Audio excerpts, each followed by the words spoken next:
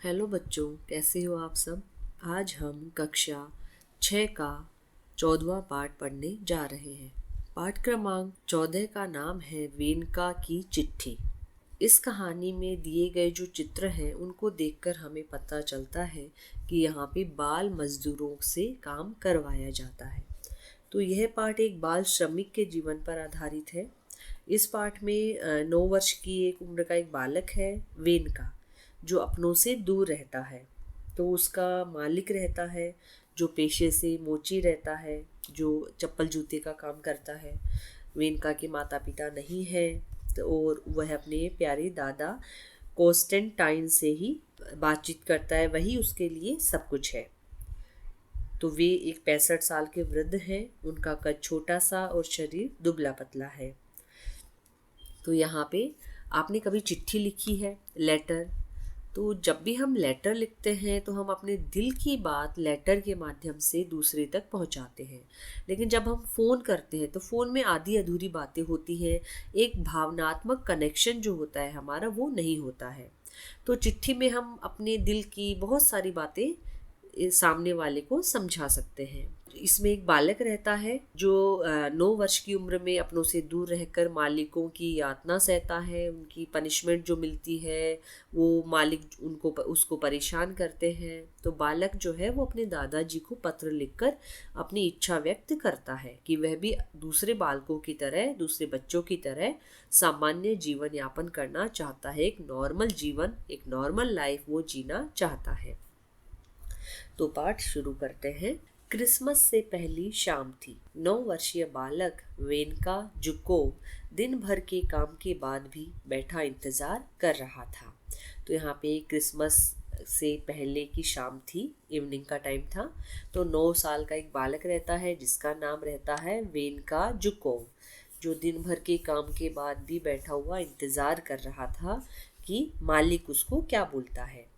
तो पेशे से मोची, पेशे यानी कि पेशा मतलब कि धंधा या उसका जो भी बिजनेस था, व्यवसाय था, उससे वो मोची यानी कि जो चप्पल जूते का काम करता है, उसका मालिक आलिया खीन और उसकी पत्नी गिरजाघर में प्रार्थना सुनने जाने के लिए तैयार हो रहे थे। तो वो एक क्रिश्चियन परिवार था जो वेनका का मालिक था वह। तो आलिया खिन उसका नाम था मालिक का, और उसकी पत्नी गिरजाघर यानी कि चर्च में, गिरजाघर का मतलब चर्च में वो प्रार्थना प्रेयर करने के लिए जाने के लिए तैयार हो रहे थे। वेन का घुटनों पर सिर टिकाए पल पल काट रहा था। वेन का जो बहुत ही दुखी था, बहुत ही परेशान था, वो अपने घुटनों के ऊपर सर टिका के एक एक दिन, एक एक पल काट रहा था। एक सजा के जैसे उसको लग रहा था वो। मालिक के जाते ही उसने अलमारी से स्याही की दवात यानी इंक पॉट, घिसी निब वाला होल्डर निकाला। होल्डर का अर्थ यहाँ पे लिया गया है लकड़ी की कलम, जिसको छील कर आगे से नुकीला करके एक निब जैसा बनाया जाता है, जिसके ऊपर निब भी लगी होती है और उसको बनाया भी जाता है वैसा। तो इंक में डुबो डुबो कर उससे लिखते हैं, पहले के ज़माने में ऐसे करते थे। तो कागज को जमीन पर फैलाकर लिखने बैठ गया। तो वह एक लेटर लिख रहा था। तो इंक पॉट और होल्डर यानी कि लकड़ी की कलम लेकर कागज के ऊपर कुछ तो लिखने के लिए वह वहां पर बैठ गया था। पहला अक्षर लिखने से पहले उसने चोरों की तरह दरवाजे और खिड़की की ओर विस्फारित नयनों से ताका। तो पहला अक्षर लिखने से पहले उसने चारों तरफ देखा, दरवाजे देख रहा है, खिड़की देख रहा है, और विस्फारित यानी कि फैली हुई, डरी हुई नज़रों से वो देख रहा है, क्योंकि उसे लग रहा था, उसे आभास हो रहा था, आभास यानी उसको महसूस हो रहा था कि कोई तो उसे देख रहा है।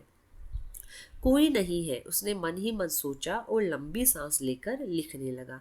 तो वह मन ही मन में अपने आप को दिलासा दे रहा था कि नहीं, कोई भी नहीं देख रहा है, और वो लिखना स्टार्ट कर देता है। वो लिखता है, मेरे प्यारे दादा कॉन्स्टेंटाइन, मेरे ना पिता हैं ना माँ, सब कुछ आप ही हैं। आपको क्रिसमस की शुभकामनाएं। तो वह लेटर लिखना शुरू करता है अपने दादाजी को कि मेरे माँ और पिता नहीं है, मेरे लिए आप ही सब कुछ हो, और वह क्रिसमस की बधाई देता है अपने दादाजी को। आगे है, वेनका की आंखों के आगे अपने दादा कॉन्स्टेंटाइन का चित्र स्पष्ट हो आया, छोटा सा दुबला पतला 65 साल का वृद्ध।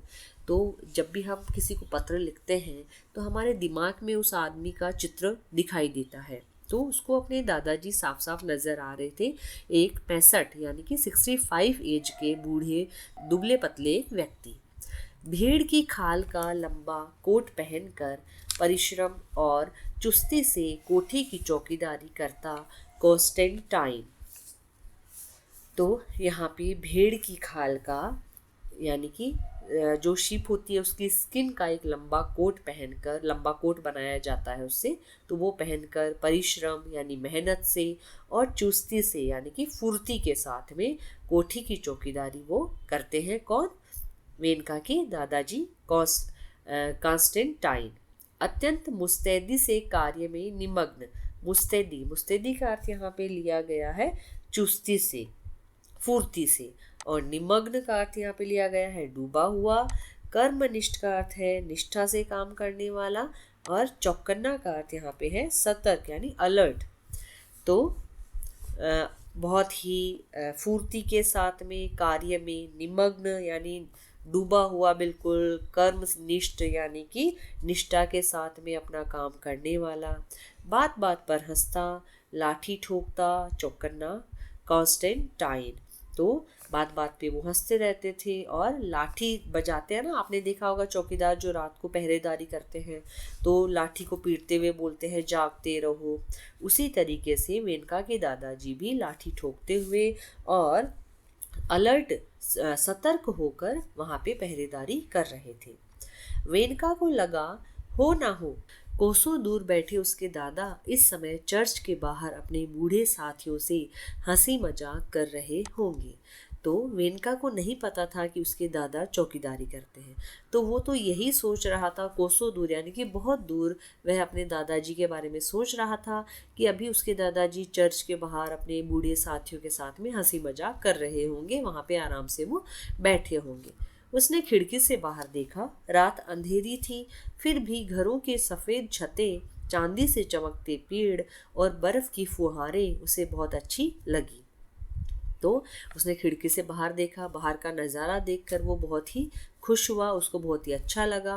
बिल्कुल अंधेरी रात दिखाई दे रही थी, घरों की जो सफ़ेद छतें थी, सफ़ेद यानी कि उसके ऊपर बर्फ़ गिरी थी और पेड़ों के ऊपर भी बर्फ़ गिरी हुई थी, तो वो चांदी के जैसे चमक रहे थे और हल्की हल्की बर्फ़ की फुहारें उसे बहुत ही अच्छी लग रही थी। उसके मन में हल्की सी खुशी की लहर उठी। प्रकृति की इस सुरम्यता का अर्थ यहाँ पे लिया गया है सुंदरता से। तो प्रकृति की इस सुंदरता ने उदासी का बादल उसके मन से हटा दिया और वह फिर से लिखने लगा। दादाजी, मॉस्को बड़ा शहर है। यहाँ सब प्रतिष्ठित यानी सम्मानित लोगों के घर हैं, फिर भी सब सज्जन और सौम्य नहीं है। सौम्य का अर्थ यहाँ पे लिया गया है शांत स्वभाव के। तो यहाँ पे सभी लोग सज्जन और सौम्य नहीं हैं, जबकि वो सम्मानित लोगों के घर हैं। यहाँ बहुत घोड़े हैं और शायद एक भी भेड़ नहीं है। तो यहाँ पर किसी को भी समूह गान में गाने की आज्ञा नहीं है, यानी कि ग्रुप सॉन्ग्स जो होते हैं वहाँ पे गाने की उनको अनुमति नहीं है। यहाँ बच्चे वायलिन लेकर दिन भर नहीं घूमते, क्योंकि उसके गांव में ऐसे ही करते हैं बच्चे की वायलिन लेकर घूमते हैं, ग्रुप सॉन्ग्स गाते हैं। वहाँ पे भीड़ बहुत ज़्यादा है, लेकिन यहाँ पे बिल्कुल ही वहाँ उल्टा है वहाँ से। तो खाने को सुबह शाम थोड़ी सी रोटी मिलती है। रात भर मालिक का बेटा रोता है, वह मुझे सोने नहीं देता, मुझे बार बार उसका पालना हिलाना पड़ता है। मेरे प्यारे दादाजी, आप मुझे यहाँ से ले जाइए।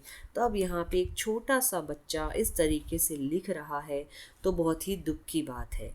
तो खाने के लिए उसको बहुत ही थोड़ी सी रोटी मिलती है। रात भर जो मालिक का बेटा रोता है तो उसका पालना उसको हिलाना पड़ता है, उसकी वजह से वो सो नहीं पाता है और दिन भर उसको काम करना पड़ता है। तो वो बहुत ही परेशान और बहुत ही दुखी मन से अपने दादाजी को पत्र लिख रहा है कि मेरे प्यारे दादाजी, आप मुझे यहाँ से ले जाइए। दादाजी, यहाँ मेरी उम्र के बच्चे सुबह सुबह बस्ते लटकाकर स्कूल जाते हैं। उनकी माँ उन्हें दूर तक जाते हुए देखती है। तो बच्चे जो हैं वो सुबह सुबह स्कूल जाते हैं बस्ते यानी बैग लेकर, तो उसका भी मन करता है स्कूल जाने का। और उसकी माँ उन्हें दूर तक जाते हुए देखती है, तो वह भी सोचता है कि उसकी माँ भी उसको स्कूल भेजे और वह भी स्कूल जाए। उसके बस्तों में रंगीन किताबें होती हैं, तो उनके बस्तों में कलरफुल बुक्स होती है। मेरी मालकिन भी अपने लाडले के लिए चित्रों वाली कई किताबें लाई है। तो मालकिन जो है वो अपने बच्चे के लिए किताबें लाई है, अलग अलग रंगीन चित्रों वाली।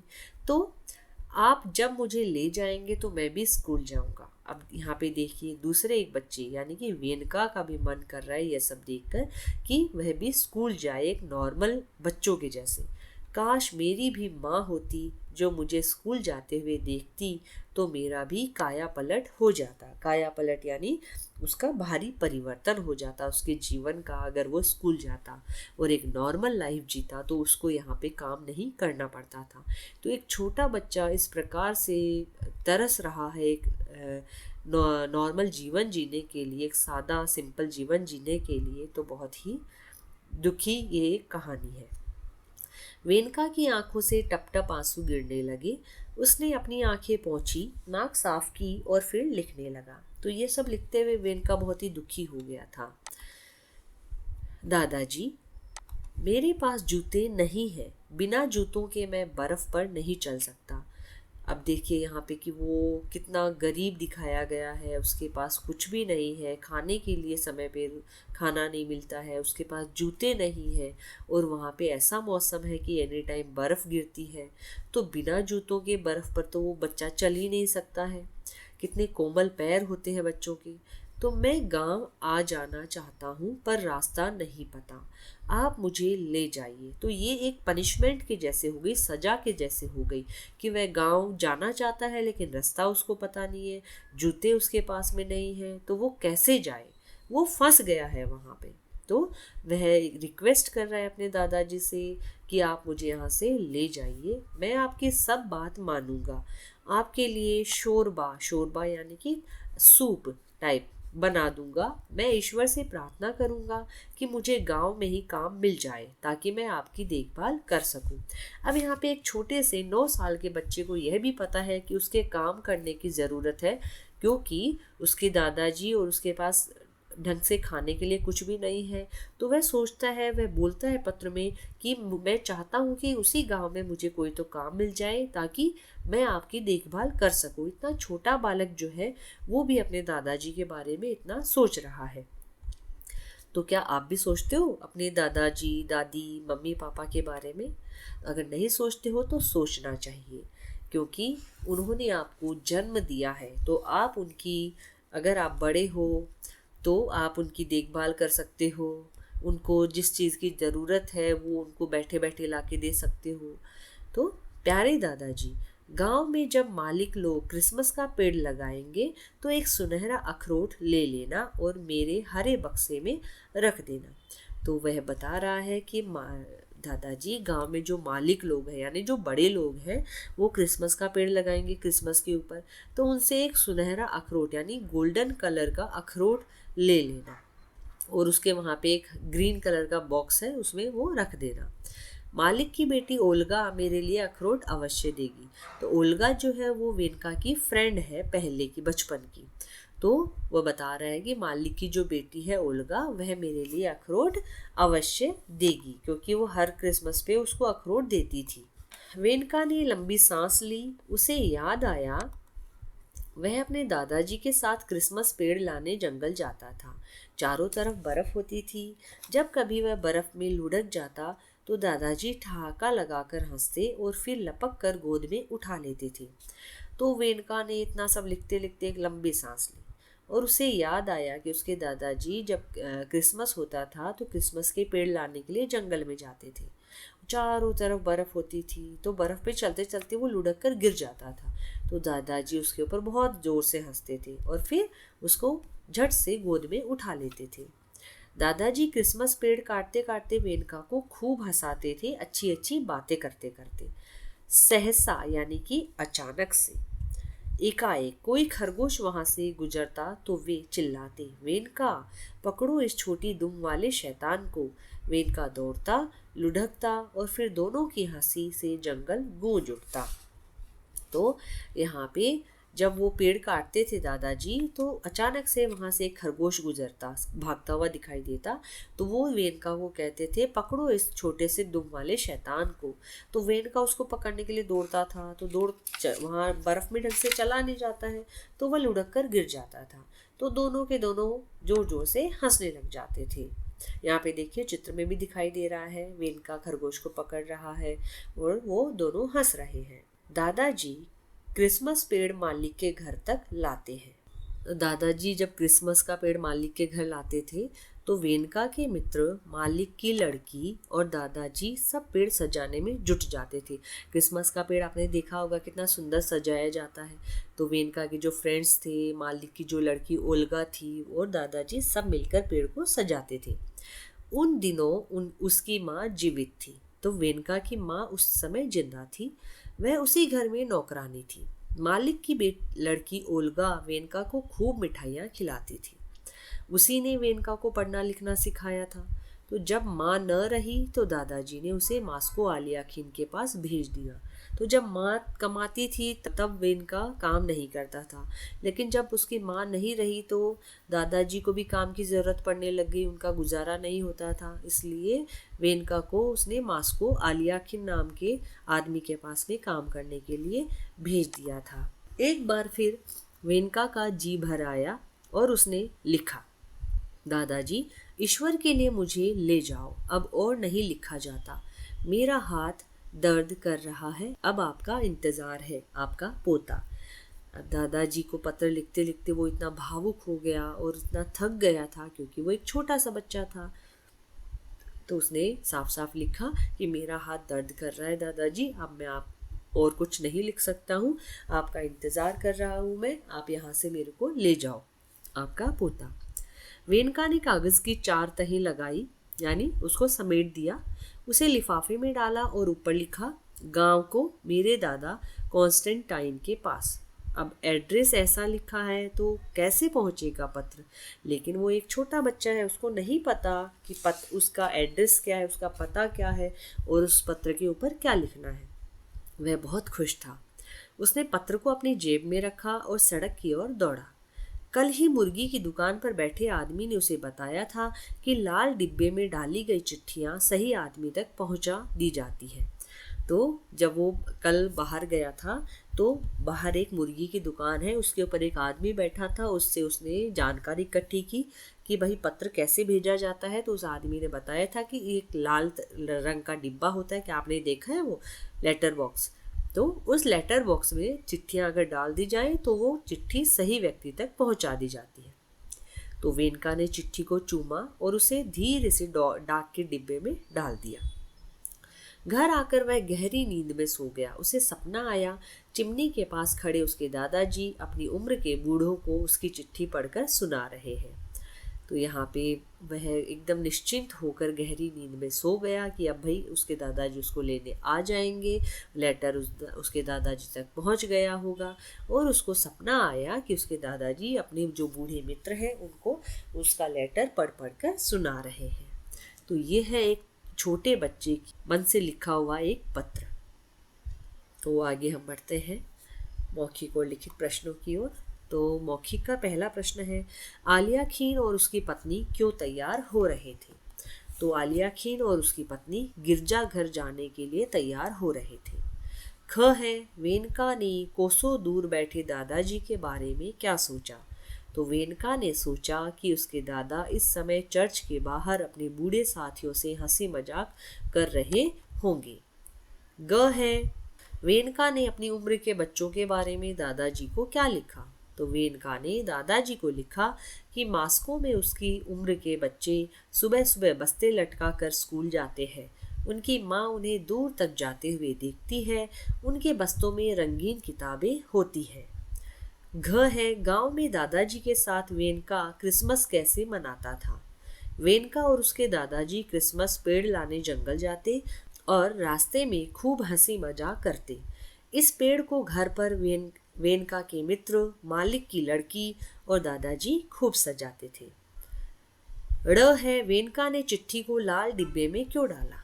तो मुर्गी की दुकान पर बैठे आदमी ने वेनका को बताया था कि लाल डिब्बे में डाली गई चिट्ठियां सही आदमी तक पहुंचा दी जाती हैं। इसलिए उसने चिट्ठी को लाल डिब्बे में डाल दिया।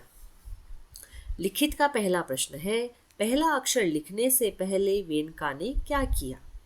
तो पहला अक्षर लिखने से पहले उसने चोरों की तरह दरवाजे और खिड़की की ओर विस्फारित नयनों से देखा।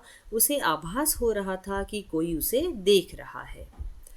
ख है, वेनका के दादाजी कैसे थे?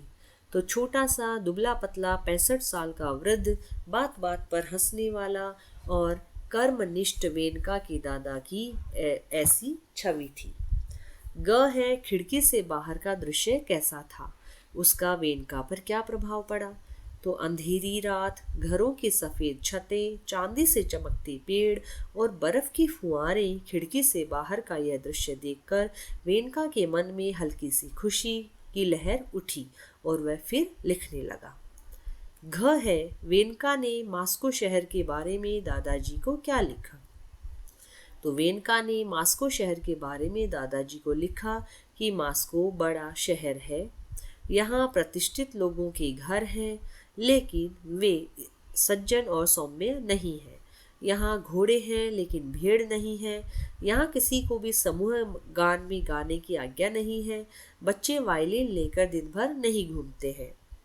आशय स्पष्ट कीजिए। घरों की सफ़ेद छतें, चांदी से चमकते पेड़ और बर्फ की फुहारें उसे बहुत अच्छी लगी।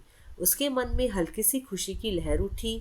प्रकृति की इस सुरम्यता ने उदासी का बादल हटा दिया। तो अपने घर की याद से उदास बैठे वेनका की उदासी खिड़की के बाहर का अत्यंत मनोरम दृश्य देखकर दूर हो गई। प्रकृति की सुरम्यता देखकर वह बहुत ही खुश हुआ। पाठ के आधार पर वाक्यों के आगे हाँ और नहीं लिखना है हमें। क है, वेनका मास्को प्रतिष्ठित स्कूल में पढ़ता था? नहीं। ख है, कॉन्स्टेंटाइन 65 साल का वृद्ध था? हाँ। ग है, वेनका दादाजी को चिट्ठी लिख रहा था? हाँ। घ है, ओल्गा वेनका के मालिक की नौकरानी थी? नहीं। ड़ है, आलिया खीन पेशे से मोची था? हाँ। अभी यहाँ पे एक पठित गद्यांश दे रखा है, उसको पढ़कर हमें नीचे लिखे प्रश्नों के उत्तर लिखने हैं। तो पहला प्रश्न है इसका, वेनका दादाजी के साथ जंगल कब और क्यों जाता था? तो वेनका को याद आया कि वह अपने दादाजी के साथ क्रिसमस पेड़ लाने जंगल जाता था। दूसरा है, वेनका के गिरने पर दादाजी ठहाका लगाकर क्यों हंसते थे? तो जब कभी वेनका बर्फ में लुढ़क जाता तो दादाजी ठहाका लगाकर हंस देते थे। तीसरा है, खरगोश को देखकर दादाजी वेनका से क्या कहते थे? तो खरगोश को देखकर दादाजी वेनका से कहते थे, वेनका पकड़ो इस छोटी दुम वाले शैतान को। आगे है सोचकर लिखिएगा प्रश्न। किसी रेस्टोरेंट में अपनी ही आयु के बालकों को काम करते देखकर आपको कैसा अनुभव होता है? अपनी ही आयु के बालक पर काम का बोझ देखकर मन को दुख होता है।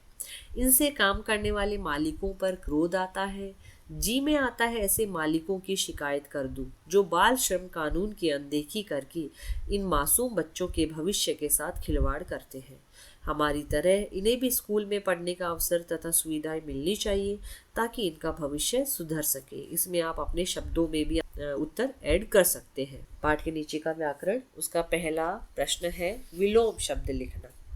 तो स्पष्ट, अस्पष्ट, सज्जन, दुर्जन, परिश्रम, आलस्य, आज्ञा, अवज्ञा, प्रतिष्ठित, अप्रतिष्ठित, जीवित और मृत। प्रश्न संख्या 2 है, नीचे लिखे सामासिक शब्दों का विग्रह कीजिए। सुबह शाम, सुबह और शाम, पढ़ना लिखना, पढ़ना और लिखना, सुख दुख, सुख या दुख, भाई बहन, भाई और बहन, दिन रात, दिन और रात, घर बाहर, घर और बाहर, नर नारी, नर और नारी, पाप पुण्य, पाप और पुण्य, काला सफेद, काला या सफेद, हार जीत, हार या जीत। प्रश्न संख्या 3 है संयुक्त व्यंजन। तो संयुक्त व्यंजन की रचना समझकर हमें शब्द बनाने हैं। पहला क्ष है, क्ष से अक्षय, अक्षर, क्षितिज और क्षत्राणी। फिर है त्र से पत्र, मित्र, सत्र, सत्र है। फिर ज्ञ से आज्ञा, ज्ञाता, ज्ञानी, अज्ञान, विज्ञापन। फिर श्र से परिश्रम, श्रमिक, श्रम, श्रांत। प्रश्न संख्या 4 है समुच्चय बोधक। जो शब्द वाक्य के पदों, वाक्यांशों या वाक्यों को जोड़ने का कार्य करते हैं उन्हें समुच्चय बोधक शब्द कहते हैं। तो यहाँ पे रिक्त स्थान में सही समुच्चय बोधक शब्द लिखकर हमें वाक्य पूरे करने हैं। येलो पट्टी में आपको शब्द दिए गए हैं। पहला है, वेनका दादाजी के साथ रहता था क्योंकि उसके माता पिता नहीं थे। दूसरा है, मैं स्कूल जाता तो मेरा भी काया पलट हो जाता। तीसरा है, दादाजी की याद आई इसलिए वह पत्र लिखने बैठ गया। मन लगाकर पढ़ो ताकि अच्छे अंक प्राप्त कर सको। पांचवा है, वेनका दौड़ता लुढ़कता और फिर दोनों हंसते। प्रश्न संख्या 5 है, वाक्यांशों का वाक्यों में प्रयोग करना है। तो छोटे छोटे वाक्य बनाइए ताकि गलतियां कम हो। तो पहला है, पल पल काटना। बड़े भैया के इंतजार में मुझे पल पल काटना मुश्किल हो रहा है। आप अपने वाक्य भी बना सकते हैं यहाँ पे। चांदी से चमकते पेड़। चांदी से चमकते पेड़ मुझे बहुत अच्छे लगते हैं या वेनका को बहुत अच्छे लगते हैं। खुशी की लहर। क्रिकेट में सचिन के शतक पूरा करते ही भारतीयों में खुशी की लहर दौड़ गई। उदासी का बादल। पत्र का जवाब पढ़कर माँ के चेहरे पर छाए उदासी के बादल छट गए। बर्फ की फुहारें। सर्दी के मौसम में बर्फ की फुहारें बहुत अच्छी लग रही थी। फिर है प्रश्न संख्या 6। यहाँ पे एक अनुच्छेद दिया गया है जिसके अंदर विराम चिन्ह लगाने हैं। फिर प्रश्न संख्या 7 है, वाक्य दे रखे हैं उनमें विशेषण शब्द को अंडरलाइन करना है और उसका भेद लिखना है आपको। तो जैसे पहला है, क्रिसमस से पहली। पहली है संख्यावाचक विशेषण का भेद। दूसरा है, वह लंबी सांस लेकर लिखने लगा। तो लंबी है गुणवाचक। तीसरा है, उसने खिड़की की ओर विस्फारित नयनों से ताका। विस्फारित यानी गुणवाचक विशेषण। खाने की को थोड़ी सी रोटी मिलती है। थोड़ी यानी कि यहाँ पे कंफर्म नहीं है कि कितनी रोटी है, निश्चित नहीं है, तो अनिश्चित संख्यावाचक विशेषण। वेनका की माँ उसी घर में नौकरानी थी। उसी यानी कि सार्वनामिक विशेषण। छठा है, घर जाकर वह गहरी नींद सो गया। तो गहरी है गुणवाचक विशेषण। तो आशा है आपको यह पाठ और उसके प्रश्न उत्तर अच्छे से समझ में आए होंगे। धन्यवाद।